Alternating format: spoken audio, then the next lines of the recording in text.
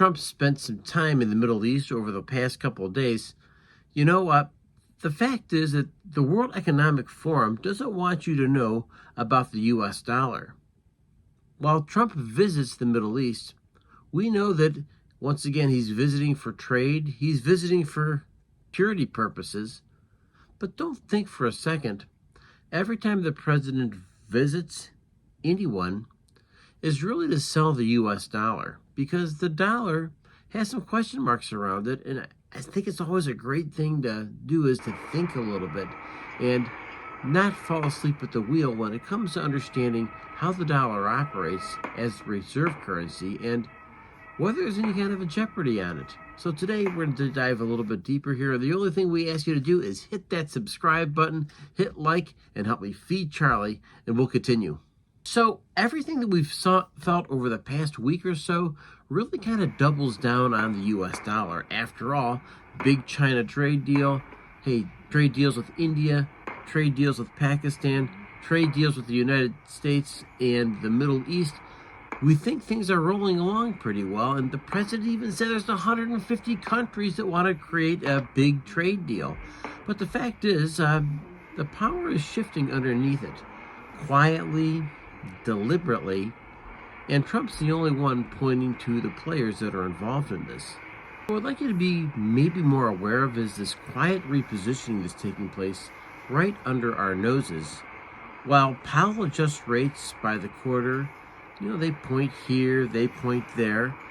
Global forces are reorganizing how the dollar is used in trade, lending, and as a reserve currency, and in their own country's reserves. China and Saudi Arabia are bypassing the dollar. The IMF and the WEF economists are both pushing post-dollar settlement systems. That's kind of an idea that will affect every single one of us here in the United States. Carney, he even floated a synthetic global reserve currency to replace the dollar back in 2018. They laughed, but no one's laughing now.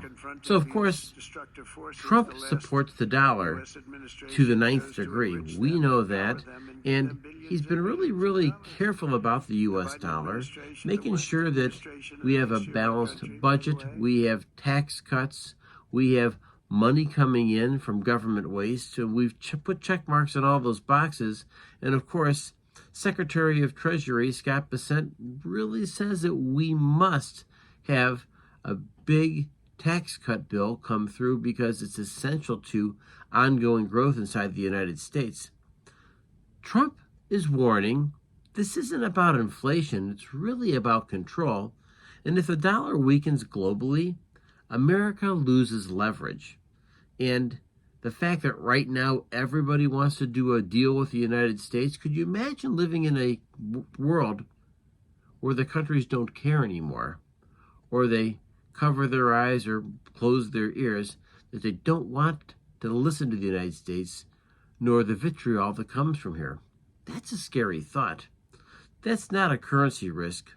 That's really comes down to a national security risk. And once again, if you're feeling this or you're understanding it, leave a comment below because your insights really do matter. Some amazing, thoughtful connections that are made. And I know I've got a pretty educated population that watches this channel, and I'm thankful for you. And you always bring up things that are absolutely current, absolutely connected, and most of all, really super relevant. So please keep on commenting. Let's continue. You're not ahead of the herd. You're not here to debate, Keynesian policy. You're not here because you're watching the dollar move in your daily life, in your prices, in your investments. And while others are chasing headlines, you're tracking systems. That's the difference between chasing headlines and owning real ground and having a deeper understanding of maybe the bigger picture that's going on right before our eyes. So listen, you're sharp people. Just do me a favor. Drop a thought, leave a comment, and if you're protecting your purchasing power, how are you doing that? Are you a gold person? Are you a cryptocurrency person? Do you have other foreign assets instead? The Swiss franc, for instance.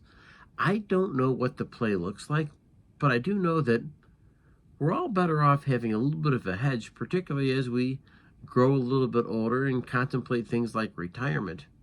And with that, hey, remember folks, your thoughts, your comments really matter a ton. I want to remind you, a like and a subscribe does wonderful things for the YouTube algorithm, and it helps us channel out a ton. And I want to remind you, the biggest battle we're fighting every single day is the one between our ears.